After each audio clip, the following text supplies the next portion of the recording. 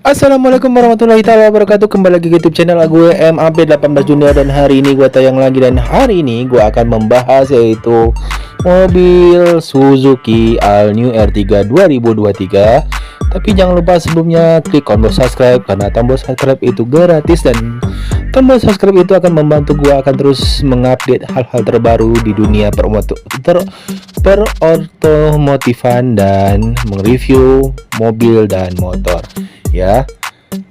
Semoga kalian suka dengan konten ini, dan kita langsung tidak berlama-lama kita ke penjelasan dari Suzuki All New R3 2000 Suzuki All New R3 2023. Yuk langsung saja.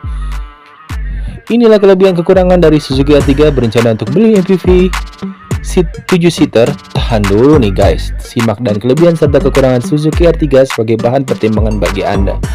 Di masa sekarang ada banyak pilihan akan sebuah mobil keluarga yang aman dan nyaman, namun dengan harga terjangkau. Salah satunya adalah Suzuki R3 yang mampu meraih kepopuleran cukup baik di mata konsumen Indonesia. Di generasi terbarunya, tampilan R3 pun semakin cantik dengan beberapa ubahan di beberapa sektor, mulai dari eksterior hingga mesin.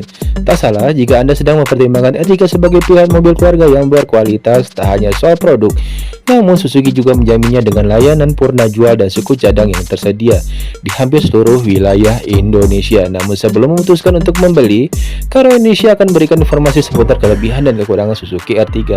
Tujuannya agar dapat menjadi bahan pertimbangan bagi Anda. Yuk kita langsung saja ke penjelasannya. MPV Suzuki yang siap jadi alternatif jitu selain Toyota Avanza atau Mitsubishi Xpander.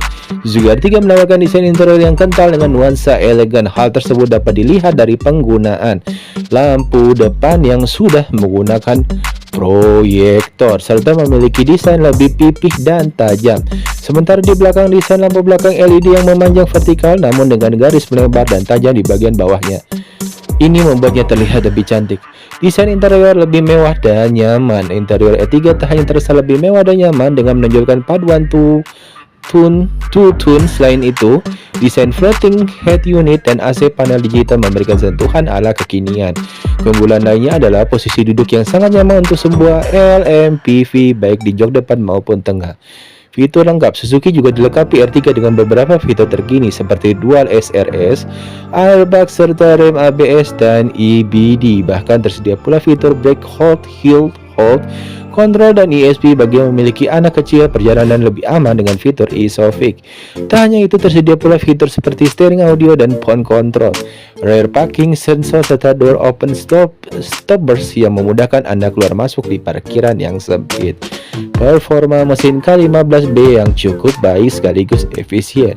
Pada generasi terakhir, R3 dibekali dengan mesin K15B dengan kapasitas lebih besar, yakni 1500 cc. Hal tersebut mampu memberikan impact seperti performa yang cukup responsif, baik ketika dipasangkan pada transmisi manual 5 percepatan atau otomatis dengan 4 percepatan.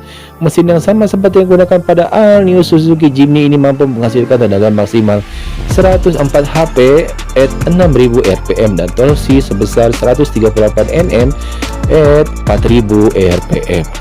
Dan kita langsung saja ke kekurangannya. Desain pengaturan AC dan head unit. Pada bagian pengaturan AC, R3 masih menggunakan model knob. Hal ini membuatnya terlihat biasa saja. Sementara kompetitornya sudah menggunakan pengaturan digital. Selain itu, tak jarang pula yang mengeluhkan desain head unit Suzuki R3 yang terlihat kecil dan terlalu minimalis. Minimnya soket pengisian daya dan indikator eco. Bagi yang kerap berkendara dengan keluarga, ketersediaan soket pengisian daya sangat membantu dalam memberikan kenyamanan bagi penumpang. Sayangnya, ketersediaan soket pengisian daya di R3 ini cukup minim guys. Selain itu, ketiadanya indikator eco juga sangat disayangkan lantaran dapat membantu pengemudi dalam berkendara seefisien mungkin. Ya, lumayan cukup cukup banyak kekurangan, tapi banyak juga kelebihannya tadi yang gue udah bilang. Salah satunya adalah ini adalah mobil keluarga, mobil yang bisa dipakai untuk keluarga pastinya. lanjut kemudian Suzuki R3 merupakan salah satu MPV yang ada di Indonesia. Mobil buatan Indonesia ini menjadi alternatif selain Avanza dan Xenia dan juga Mitsubishi Xpander tadi yang kita sudah jelaskan. Anda hendak yang meminang Suzuki R3 ini, kami akan membeberkan kelebihan dan kekurangannya Suzuki R3 kira-kira apa saja ya. Nah, kalau balik kalian belum dengar tadi, gua akan lanjutin ya. Masih banyak kekurangan dan kelebihan yang bisa kalian cermati terlebih dahulu.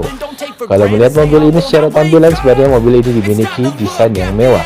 PT Suzuki Indo Mobil Sales SES sudah merilis R3 versi baru pada 2018 lalu di ajang IIMS, tampilannya jauh lebih segar dengan banyak lekung tajam yang membuatnya agresif. Bagian eksterior dan interior dikoreksi sedemikian rupa hingga menghasilkan model yang cukup sedap dipandang dan tak usah berlama-lama. Ya, kami akan memulainya dari kelebihan Suzuki R3. Sudah sewajarnya Suzuki R3 generasi terbaru ini memiliki desain yang elegan guys.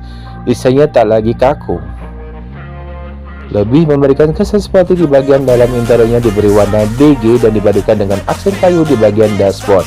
Mesin baru, mesin yang tertanam pada Suzuki R3 baru ini merupakan mesin baru berkode K15B. Pada Suzuki R3 generasi sebelumnya menggunakan K14B. Mesin K14B ini mampu mengeluarkan tenaga 94 HP dengan torsi maksimal angka 130 Nm. Sedangkan mesin K15B ini mampu mengeluarkan tenaga 103 HP dengan torsi 138 Nm.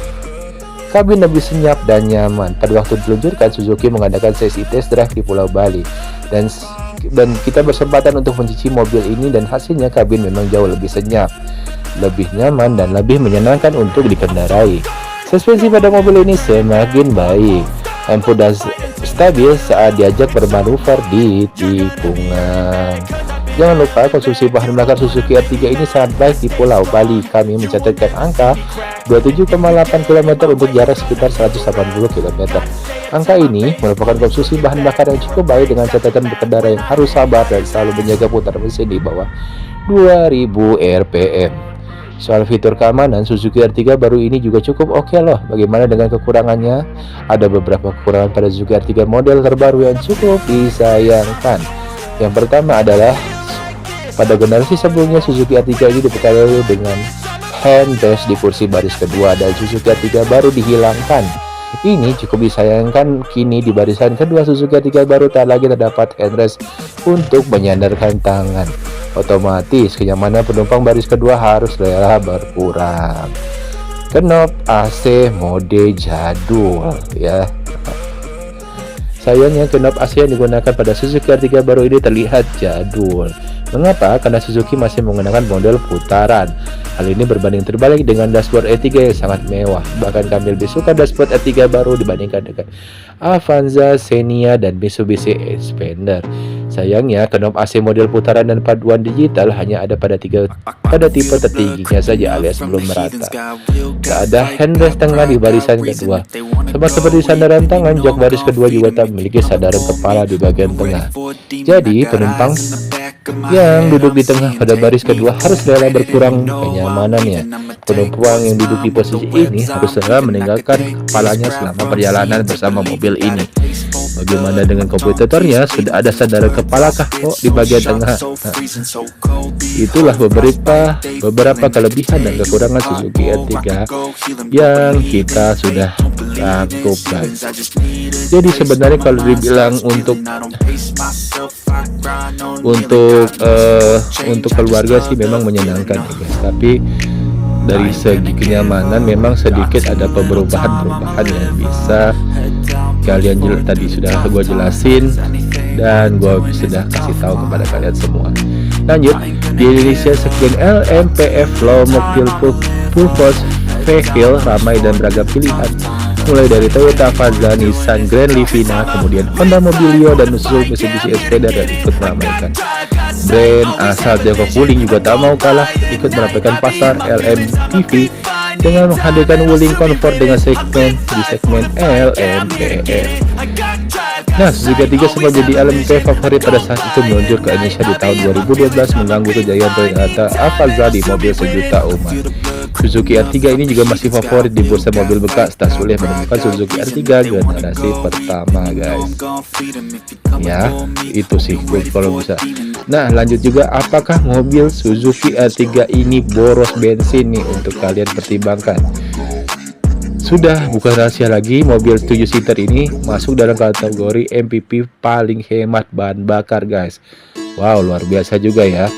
R3 ini punya konsumsi bahan bakar dalam kota kurang lebih dari 14,5 km.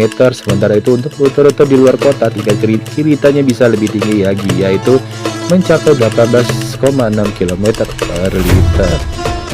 Suzuki R3 tipe tertinggi itu apa? Nah, tipe tertingginya itu adalah GX, merupakan tipe tertinggi Suzuki R3 dengan fitur tambahan yang sangat lengkap dan canggih. Fitur-fitur tersebut terdiri dari kamera parkir dan keyless entry. Ya, sudah pakai keyless ya, keyless entry dan fitur untuk parkir.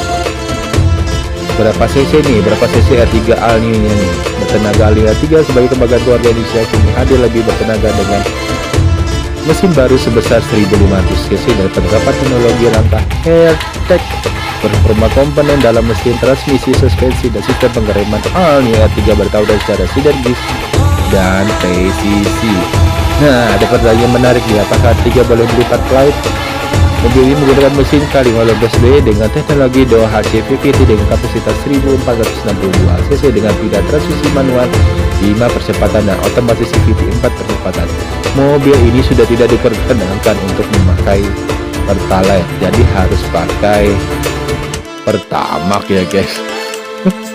Nah, pajak mobil ini sendiri adalah 3.675.000 per tahun atau berkisar 10.608 per harinya. Oke, kurang lebih itu aja bisa saya sampaikan kepada kalian. Jangan lupa ikutin terus MM18 Junior untuk terus berkarya, dan see you next video. Assalamualaikum warahmatullahi wabarakatuh. Thank you semua. Assalamualaikum.